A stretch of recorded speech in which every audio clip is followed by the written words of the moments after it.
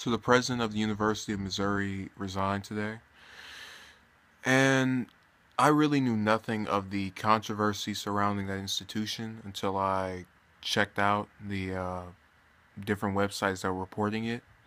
And I have to say, the only thing I can really conclude is that it's probably for the best. You know, you have a guy who was very ineffective in conveying to students that were, I don't want to say all of them were white, but those who were oppressing African Americans and other minority groups at the school.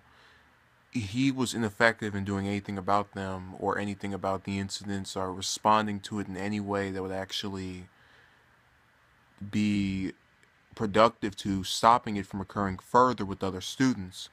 So, to that extent, I'm glad that he is stepping down from his position because why would you want a person in power who's not using any of that power? You know,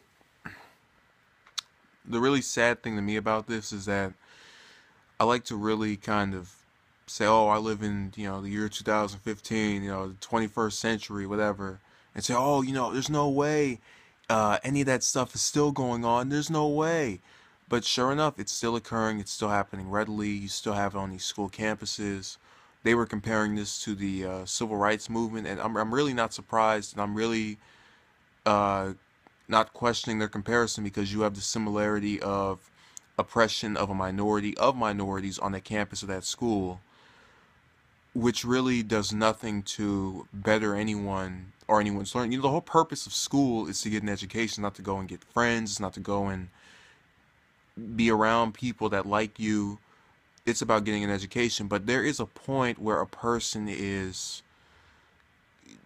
can become despondent or otherwise disillusioned when they have negative reinforcement, such as insults directed at them because of their ethnicity, something they have no control over. No one wakes up one day and says, oh, I'm going to be white or black or Hispanic. It's just, they are what they are. You know, I'm really just speechless at the idea that this still goes on. And I was just so ignorant to it. I'd never heard anything about this story up until today.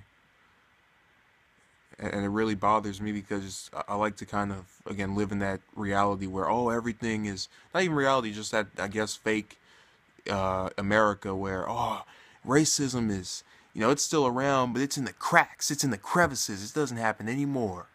But when you see something like this on the front page and multiple incidents and the man did nothing about it, it really brings me down about in my views about America and its progress, and sort of sends me careening towards this view that maybe it can't change, maybe it can't be fixed, maybe it's always going to be this way.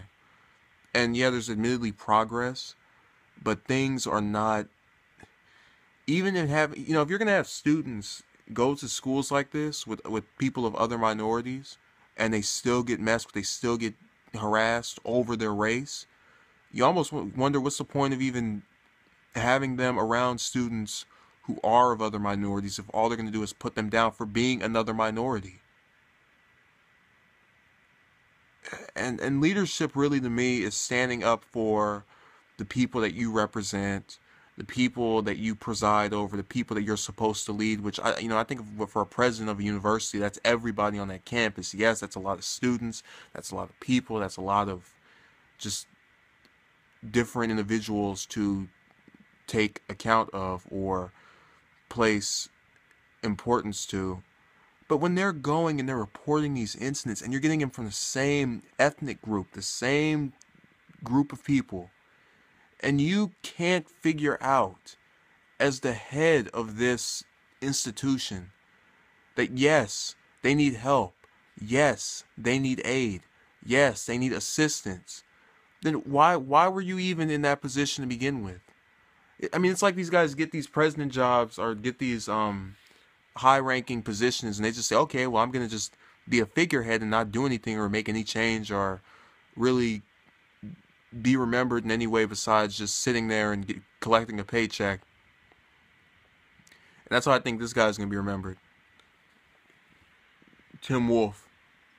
I don't even want to know his name because it sickens me. It sickens me that 15 years into the 21st century, it's still the 60s as far as just responding to racial issues is concerned. That's really a problem. And I don't know who can fix it. I don't know if it can be fixed. I just live in the vain hope that it will be eventually, someday, maybe. And probably not in my lifetime.